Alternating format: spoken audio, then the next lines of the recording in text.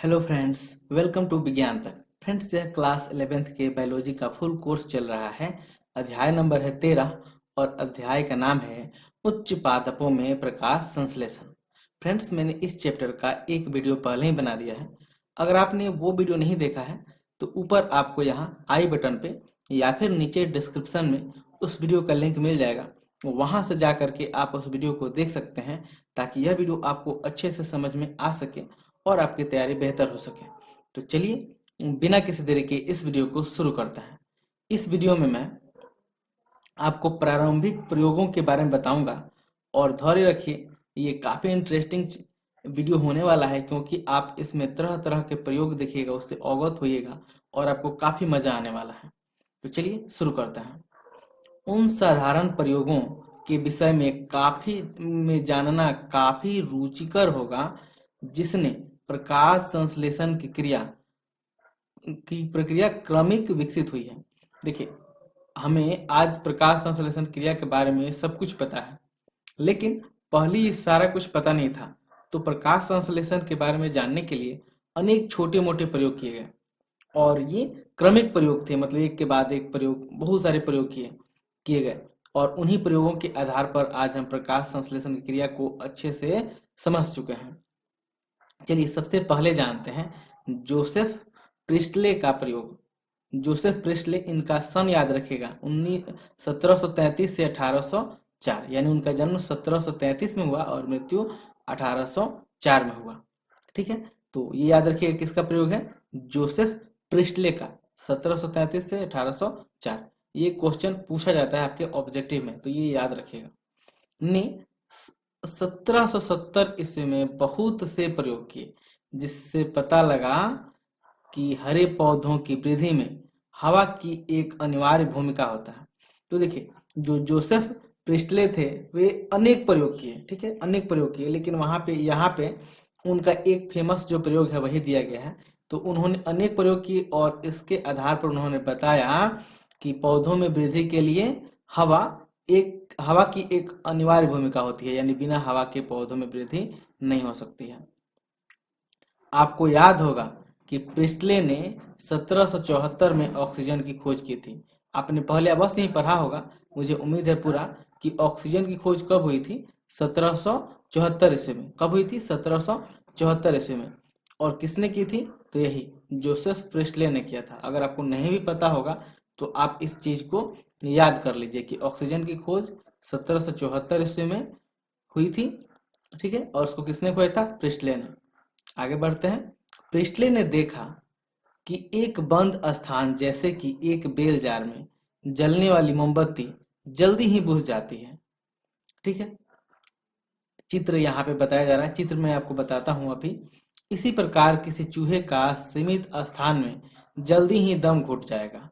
इन अवलोकन के आधार पर उन्होंने यह निष्कर्ष निकाला कि चाहे जलती हुई मोमबत्ती हो या कोई प्राणी जो वायु से सांस लेते हैं, वे हवा को क्षति पहुंचाते हैं।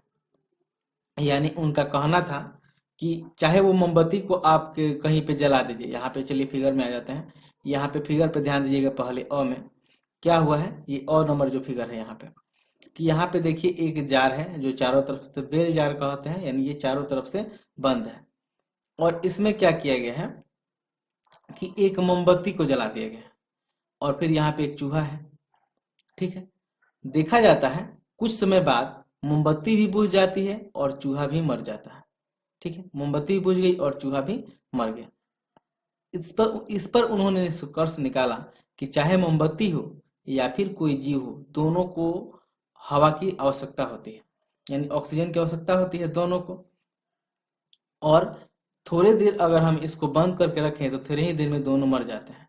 इसलिए उन्होंने क्या किया कि अब यहाँ पे देख लीजिए, ये था चूहा जो जिंदा है और यहाँ मोमबत्ती भी जल रही है, लेकिन कुछ समय बाद उसी बेल जार में देखिए यहाँ पे चूहा मरा पड़ा है और मोमबत्ती भी बुझ गई है।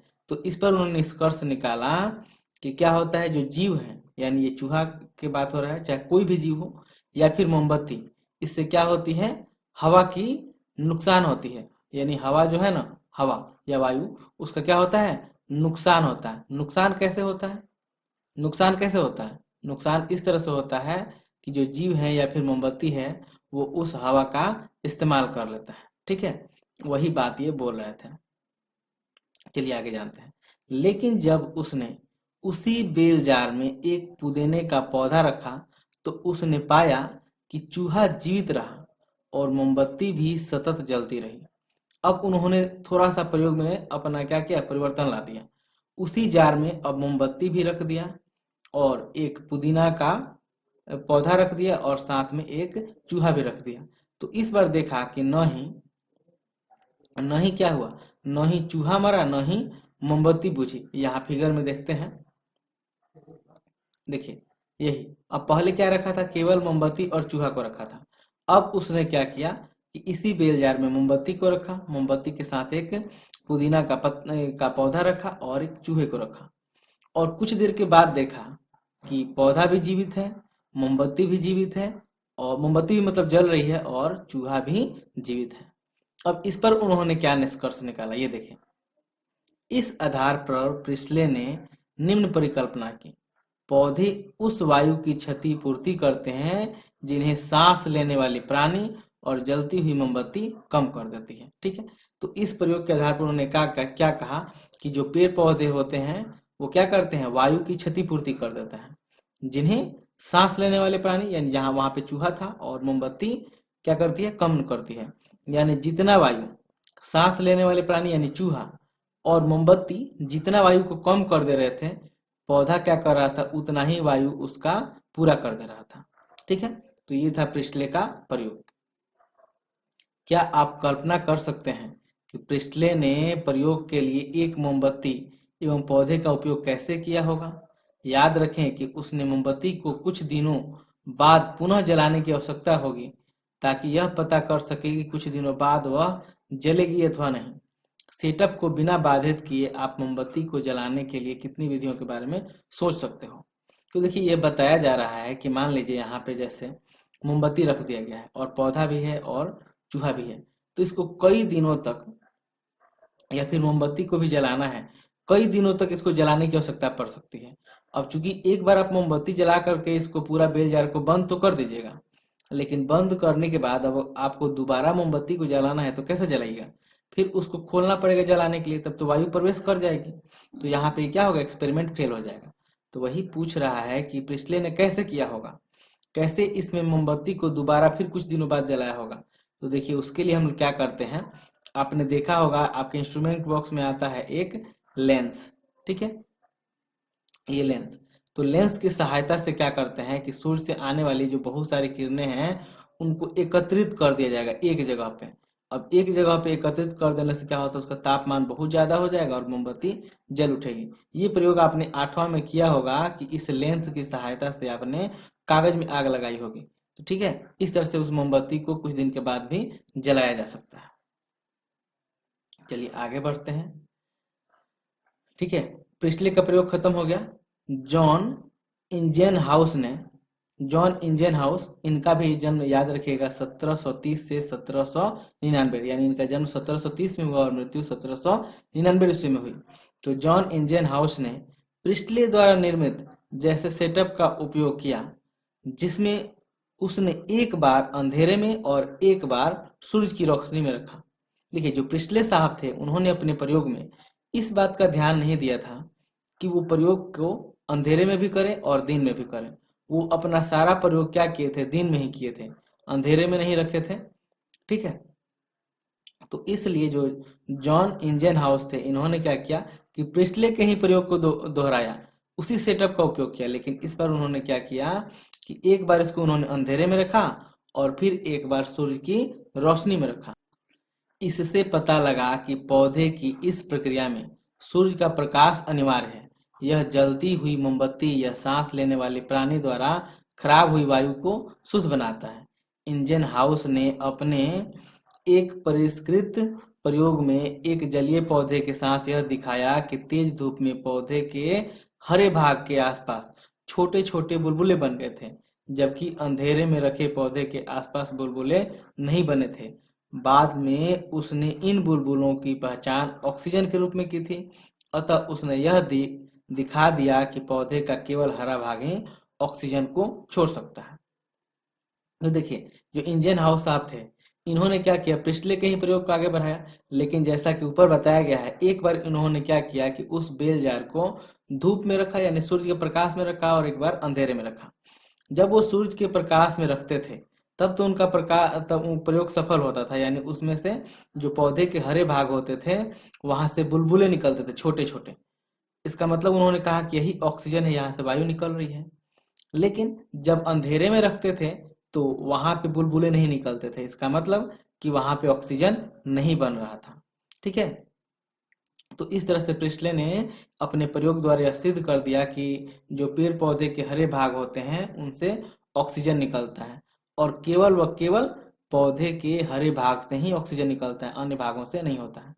सेम अगर उस सेम अगर वही प्रयोग किया जाता है रात में, यानी उस अगर जार को, जो बेल जार था, उसको हमेशा अंधेरे में रखा जाता, तो इस बार मोमबत्ती भी बुझ जाती, और पौधा भी खत्म हो जाता, मर जाता, और चूहा भी मर जाता। ऐसा इसलिए होता कि रात में तो पेड़ पौधे प्रकाश संश्लेषण की क्रिया करते नहीं, और प्रकाश संश्लेषण क्रिया करते नहीं तो ऑक्सीजन नहीं बनता, और ऑक्सीजन नहीं बनता तो मोमबत्ती भी बुझ जाती, और चूहा भी मर जाता। ठीक है। अब चलते हैं आगे।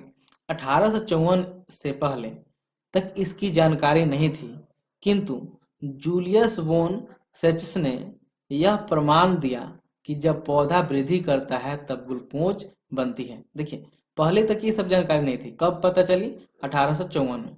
और किसने इसकी जानकारी दी? तो ये नाम याद रखिएगा, जूलियस वोन सच्स ने।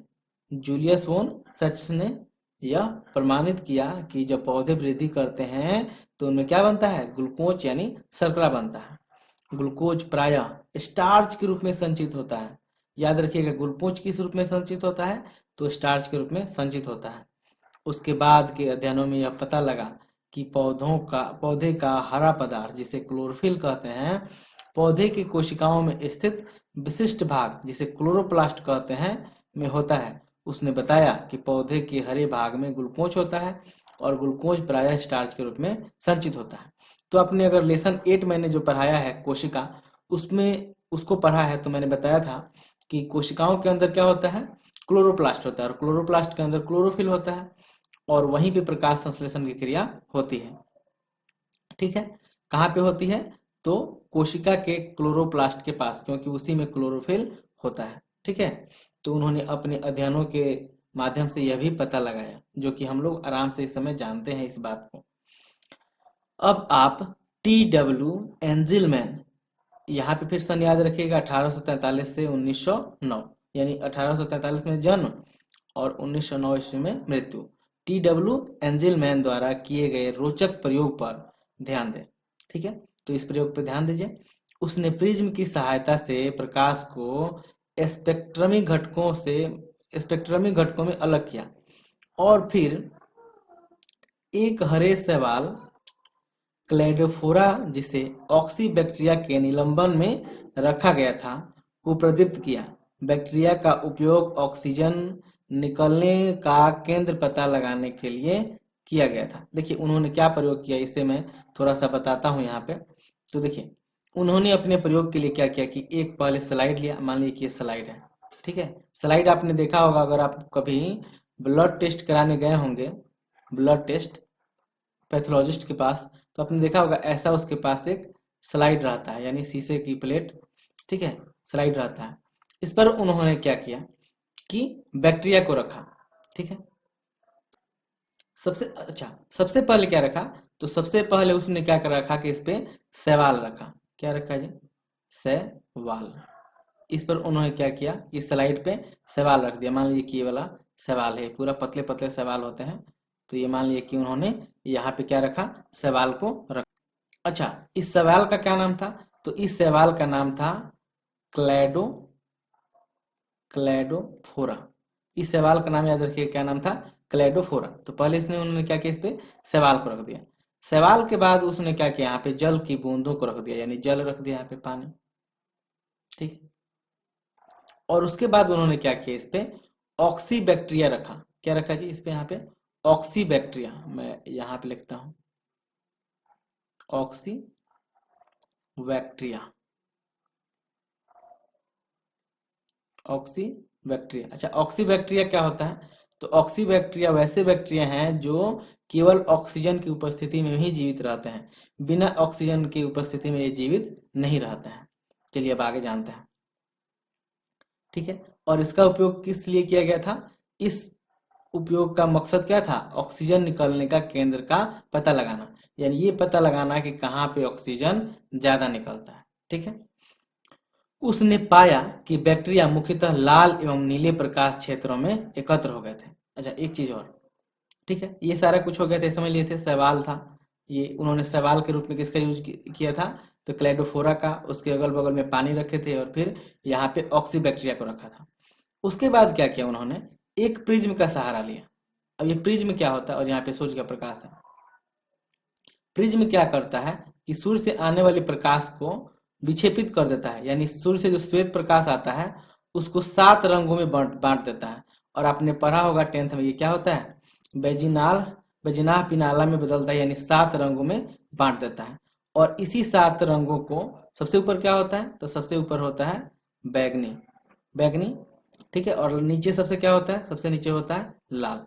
तो बारी बारी से सातों कलर को इस उन्होंने क्या किया? सूर्य के प्रकाश को बारी बारी से सातों कलरों को, सातों रंगों को इस पे भेजा, और तब देखा कि इस पे ऑब्जर्व किया कि क्या होता है। ठीक है, अब देखिए यहाँ पे उसने पाया कि बैक्टीरिया मुख्यतः लाल एवं नीले प्रकाश क्षेत्रों में एकत्र हो गए थे। तो क्या हुआ था कि जहाँ पे लाल और नीला प्रकाश पड़ रहा था, यहाँ पे इधर, यहाँ मान लीजिए कि लाल किधर पड़ रहा होगा? यहाँ पे। तो जहाँ पे लाल प्रकाश पड़ रहा था और जहाँ पे नीला पड़ रहा था, तो लाल और नीला के पास, याद रखिएगा किसके पास? लाल और नीला के पास ज्यादा बैक्टीरिया इकट्ठा हो गए थे। ठीक है, इस तरह से प्रकाश संश्लेषण का पहला सक्रिय स्पेक्ट्रम वर्णित किया गया। यह मोटे तौर पर क्लोरोफिल ए एवं बी के अवशोषण स्पेक्ट्रम से मेल खाता है। खंड 13.4 में इसका वर्णन किया गया है। तो खंड 13.4 में इसके बारे में ज्यादा डिटेल में पढ़ेंगे। यहाँ पे समझ लीजिएगा कि लाल और नीला के पास ज्यादा बैक्टीरिया क्यों खड़ा हुए थे, क्यों ज्यादा इकट्ठा हो गए थे? क्योंकि वहीं पे ऑक्सीजन ज्यादा निकल रहा था। इसका मतलब क्या है कि वो ऑक्सी बैक्टीरिया थे, और वहीं पे वो वहीं पे भी रहेंगे, वहीं पे ज्यादा जीवित रहेंगे, वहीं पे उनकी संख्या में वृद्धि होगी जहां पे ऑक्सीजन होगा। और ऑक्सीजन कहाँ पे ज्यादा निकल रहा था? लाल और नीला के पास। क्योंकि लाल और नीला के पास ही वो इकट्ठा हुए थे, इसका मतलब कि ऑक्सीजन कहाँ पे ज्यादा निकल रहा था? लाल और नीला के पास। ठीक है, अब आगे बढ़ते हैं। 19वीं सदी के मध्य तक पादप प्रकाश संश्लेषण की सभी मुख्य विशेषताओं के बारे में पता चल चुका था। ठीक है, तो जो प्रकाश संश्लेषण के बारे में जो इम्पोर्टेंट चीज था, मुख्य विशेषताएं थी, वो सब जान चुके थे लोग। जैसे कि पौधे CO2 तथा पानी से प्रकाश ऊर्जा का उपयोग कर कार्बोहाइड्रेट बनाते हैं। यानी उस समय के साइंटिस्ट ये जान चुके थे कि जो पौधे होते हैं वो कार्बन डाइऑक्साइड और पानी से क्या करते हैं? प्रकाश ऊर्जा का उपयोग करके कार्बोहाइड्रेट बना लेते हैं। ऑक्सीजन उत्पन्न करने वाले जीवों में प्रकाश संश्लेषण की कुल प्रतिक्रिया को अनुभाविक समीकरण द्वारा प्रस्तुत किया गया। और उस समय साइंटिस्टों ने उस अभिक्रिया को इस तरह से प्रस्तुत किया कि कार्बन डाइऑक्साइड यानी CO2 और H2O अभिक्रिया करता है किसकी उपस्थिति में? तो प्रकाश की उपस्थिति में, और बना लेता है CH2O प्लस O2 बना लेता है। ठीक है, जहां CH2O एक कार्बोहाइड्रेट जैसे कि ग्लूकोज 1 के 6 शुगर का प्रतिनिधित्व करता है। यानी जो CH2O है वो क्या है? एक तरह का कार्बोहाइड्रेट है। जैसे ग्लूकोज होता है तो ग्लूकोज में क्या होता है? 6 कार्बन परमाणु होता है। ठीक है, तो उस समय ये क्या बताया गया कि CO2 और H2O मिल करके क्या बनाता है? कार्बोहाइड्रेट प्लस O2 यानी ऑक्सीजन बना लेता है। एक सूक्ष्म जीव वैज्ञानिक कार्लेनियस वैन नील, इनका भी जन्म याद रखिएगा 1897 में जन्म और 1985 में मृत्यु। नील के प्रयोग से प्रकाश संश्लेषण को समझने में मील के पत्थर का काम किया। यानी जो कार्लेनियस वैन नील थे, उन्होंने अपने प्रयोग किया, उसके आधार पर ये कहा जा रहा है कि उनका प्रयोग मील का पत्थर का काम किया, यानी बहुत अच्छा सिद्ध हुआ। उनके प्रयोग से बहुत ज्यादा जानकारियां मिली। उसका अध्ययन वैगनी यानी पर्पल व हरे बैक्टीरिया पर आधारित था। उन्होंने अपना प्रयोग किस पे किया? तो वैगनी और हरे बैक्टीरिया के आधार पर किया। उन्होंने बताया कि प्रकाश संश्लेषण एक प्रकाश आधारित प्रतिक्रिया है जिसमें ऑक्सीकरणीय यौगिक से प्राप्त हाइड्रोजन कार्बन डाइऑक्साइड को अपचयित करके कार्बोहाइड्रेट बनाता है। तो यहाँ पे नोट करने वाली बात है, उन्होंने अपना जो प्रयोग किया था किस पे किया था, तो बैगनी और हरे बैक्टीरिया के पर किया था। इसके आधार मतलब बैगनी और हरे बैक्टीरिया के आधार पर किया था। दूसरा चीज उन्होंने क्या बताया कि उन्होंने बताया कि प्रकाश संश्लेषण क्या है, एक प्रकाश आधारित प्रतिक्रिया है जिसमें क्या होते हैं, तो ऑक्सीकरणीय यौगिक से हाइड्रोजन कार्बन डाइऑक्साइड को उपचयित करके क्या बनाता है, कार्बोहाइड्रेट बनाता है।